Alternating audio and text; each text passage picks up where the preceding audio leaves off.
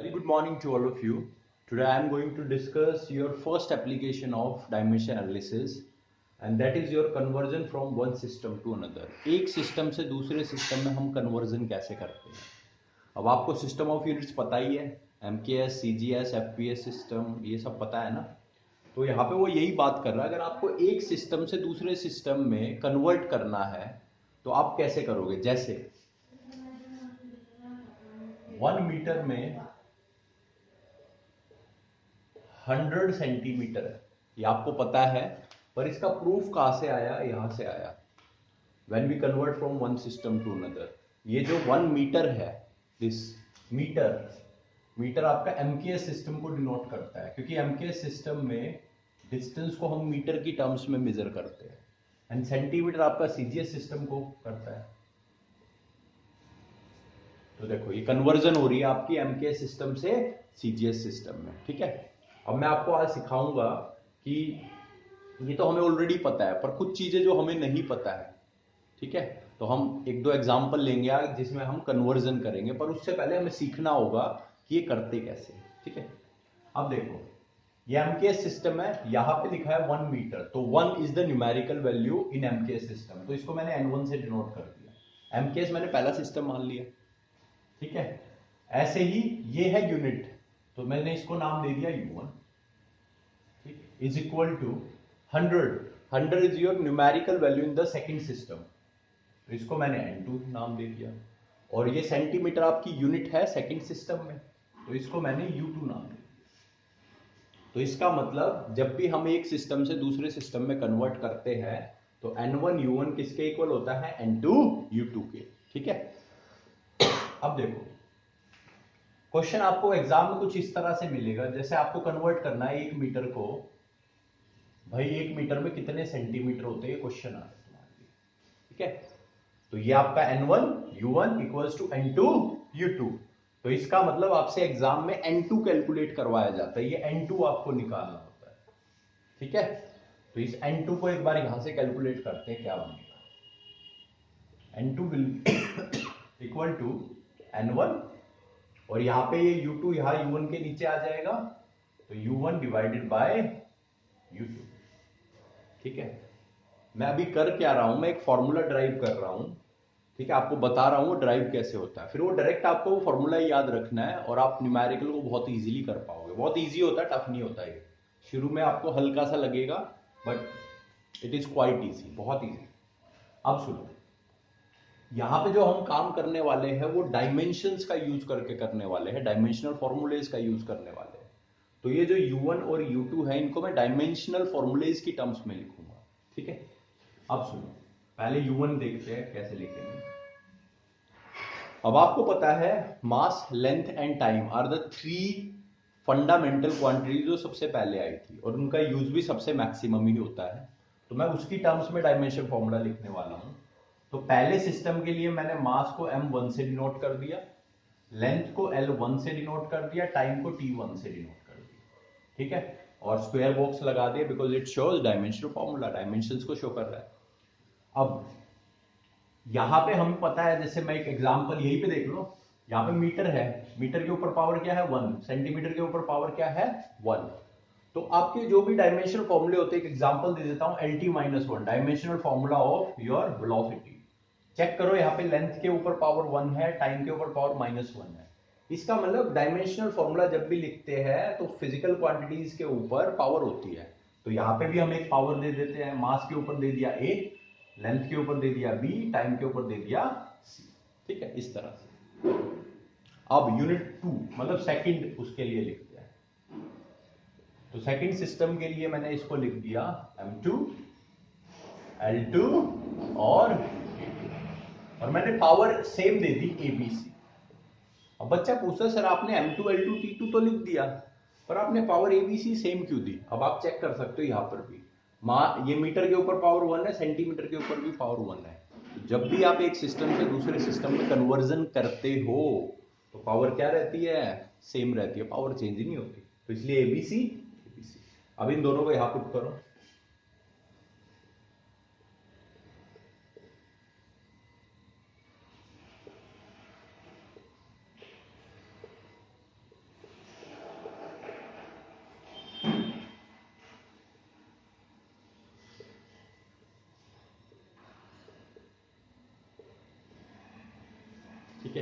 ये बन गया मेरा, यहां तक आ गया। अब हम क्या करेंगे, अपने फॉर्मूले को और ज्यादा सिंपल बनाने के लिए मास को अलग कर लेते, लेंथ को अलग कर लेते, टाइम को अलग कर लेते हैं। थोड़ा सिंपल रहेगा, मास एक साथ आ जाएगा, लेंथ एक साथ, टाइम एक साथ। और इसका यूज आप देखोगे, इसका फायदा भी देखोगे जब हम न्यूमेरिकल करेंगे। ठीक है, तो N2 इक्वल्स टू N1। अब आपका मास एक साथ कर लो, तो मास है m1 डिवाइडेड बाय m2, और इन दोनों की पावर क्या है, a है, तो a पावर को मैंने एक साथ लिख लिया, बाहर फॉर्म लिख लिया। ठीक है, अब ऐसे ही length L1 divided by L2, power कितनी है, b है, और ऐसे ही T1 divided by T2, power क्या है, c है। ठीक, तो ये आपका फॉर्मूला रहेगा जिसको मैं यूज करने वाला हूं कन्वर्जन करने के लिए एक सिस्टम से दूसरे सिस्टम में। तो N2 will be equal to N1, M1 by M2 power A, L1 by L2 power B, T1 by T2 power C। 1 2 3, ये 1 आपका शो कर रहा है पहला सिस्टम, 2 शो कर रहा है सेकंड सिस्टम, और ABC शो कर रहा है आपका पावर्स, मतलब डायमेंशन को। ठीक है, लेट्स सी, अब देखते हैं एक न्यूमेरिकल लेके कि भाई इसका यूज करके हम कैसे कन्वर्जन करने वाले हैं। तो आपके आगे क्वेश्चन आया है, you have to convert 1 newton into dyne. भाई 1 न्यूटन को डाइन्स में चेंज करो। अब मैक्सिमम जो क्वेश्चन होंगे आपके पास कन्वर्जन के, मैक्सिमम वो एमकेएस से सीजीएस सिस्टम में होंगे। ठीक है, मतलब एमकेएस और सीजीएस में आपस में कन्वर्जन चलती रहेगी, 99.9% क्वेश्चन उन्हीं में होते हैं। ठीक है, तो देखते हैं। अब मुझे 1 न्यूटन को कन्वर्ट करना है किसमें, भाई डाइन में। कितने डाइन है इसमें, ये मुझे निकालना है। 1 न्यूटन में कितने डाइन है, this I need to calculate. ठीक है, चलो अब न्यूटन, यहां पे ये क्या हो जाएगा आपका N1, और newton this is U1 will be equal to, हमेशा लिख लो ऐसे ही नीचे, ये हो जाएगा N2 और ये हो जाएगा U2। ये हमेशा लिख लो, इसका एक फायदा होगा, अभी बताऊंगा क्या। अब जो न्यूटन होती है वो होती है आपकी SI unit of force, dyne होती है आपकी सीजीएस यूनिट ऑफ फोर्स। अब हमने क्वेश्चन शुरू किया है और अभी तक आप क्लास 11th में आए, 10th तक आपने नहीं सीखा है 1 न्यूटन में कितने डाइन होते हैं। जैसे 1 मीटर में 100 सेंटीमीटर आपको पता है, but you don't know 1 Newton में कितने डाइन होते हैं। और यहां पे आज आप खुद कैलकुलेट करोगे 1 न्यूटन में कितने डाइन है। ठीक है, तो उससे आप बाद में और भी बाकी कन्वर्जन खुद से कर सकते हो। तो शुरू करते हैं। अब मुझे ये N2 निकालना, देखो N2 is my fill in the blank. ठीक है, N2 निकालना, तो N2 का फॉर्मूला मुझे पता है, N1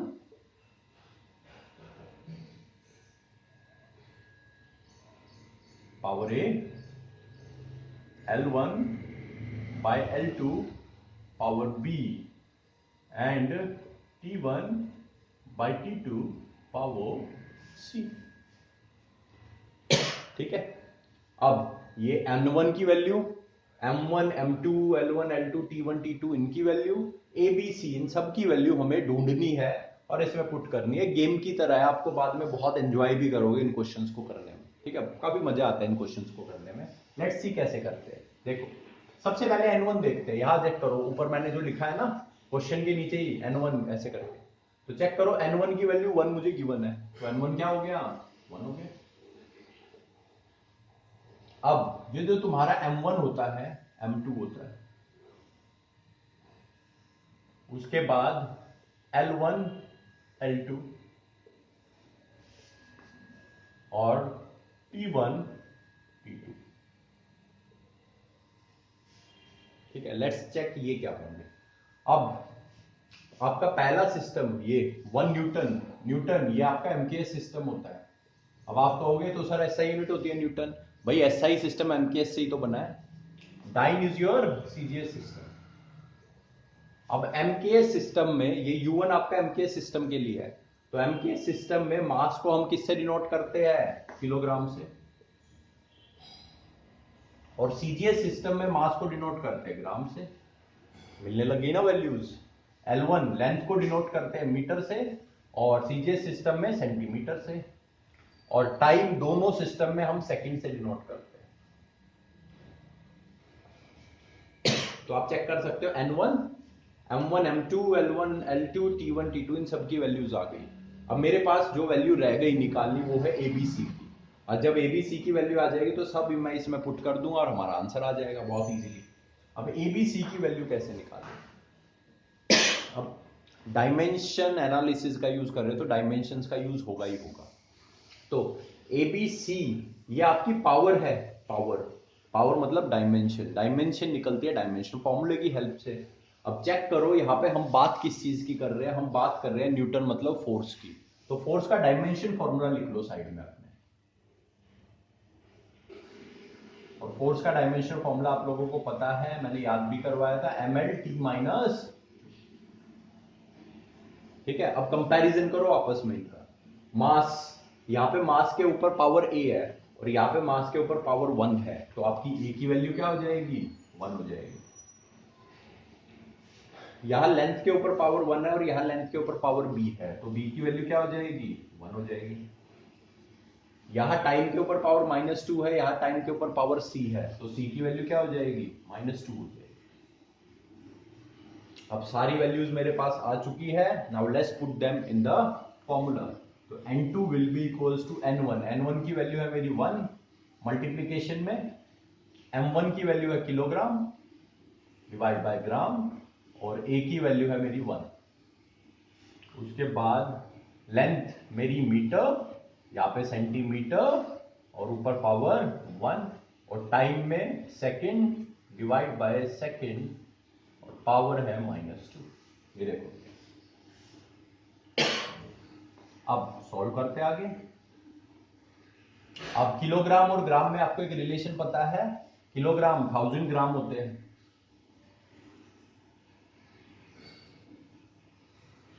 ऐसे ही मीटर और सेंटीमीटर में 100 सेंटीमीटर होते हैं।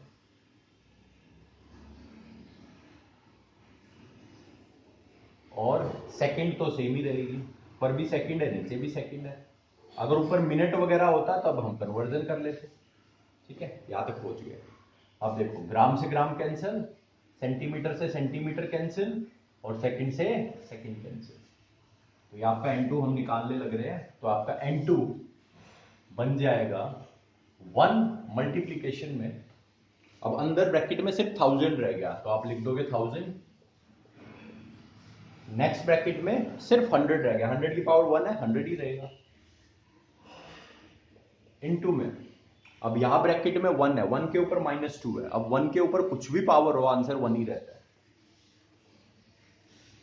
तो आपका आंसर क्या बन गया, 1, 1 2 3 4 5 0। ठीक है, इसको मैं लिख सकता हूं 10 की पावर 5। आपको पता है ना मैट्रिक सिस्टम होता है, एसआई सिस्टम, मैट्रिक। ठीक है, पावर्स में लिख सकते हैं। तो n2 की वैल्यू क्या आ गई, 10 की पावर 5। तो यहां पे आप वैल्यू पुट कर सकते हो, तो आपका 1 न्यूटन कितने के इक्वल आ गया, 10 की पावर 5 डाइन के इक्वल। ठीक है, तो आप चेक कर सकते हो, स्टार्टिंग में जब क्वेश्चन शुरू किया हमें नहीं पता था 1 न्यूटन में कितने डाइन होते हैं, but with the help of this approach I easily find out that 1 newton is equal to 10 की पावर 5 डाइन। तो इस तरह से आप डिफरेंट क्वेश्चंस को इजीली कर सकते हो। अब आपके लिए आज जो टारगेट रहेगा, होमवर्क रहेगा, वो रहेगा, मैं लिख देता हूं बोर्ड पे,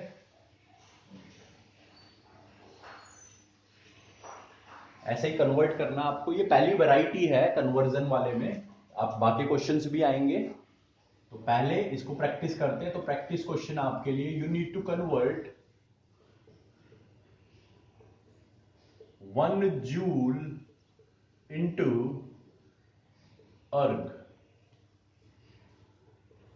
आपको 1 जूल को अर्ग में कन्वर्ट करना है। अब जूल आपको पता है, it is the unit of energy, it is the unit of work done. Work done की यूनिट भी तो जूल होती है, एनर्जी की यूनिट भी जूल होती है आपकी। ठीक है, तो यहां से आपको हिंट दे रहा हूं मैं एक छोटा सा, कि जो डायमेंशनल फॉर्मूला है, जिस क्वांटिटी की बात कर रहे हैं, वो आपकी क्या है, वर्क डन है, एनर्जी है। एनर्जी काउंट करो या वर्क डन काउंट करो, दोनों की यूनिट एक ही जैसी होती है, because work is equal to energy.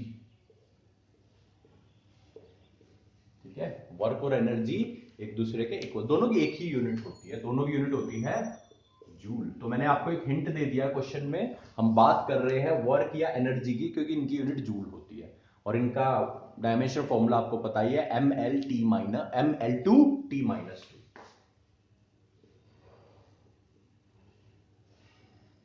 This is the dimension formula. अब आगे के स्टेप्स मैंने ऑलरेडी पीछे वाले क्वेश्चन में आपको तरीका बताया है। अब आपको यहाँ पे अर्ग कितने होंगे ये कैलकुलेट करना है, N2 कैलकुलेट करना है, ठीक है। तो I will see you in the next video. Next video में इस क्वेश्चन को डिस्कस कर लूंगा मैं। Till then take care and keep practising. Bye.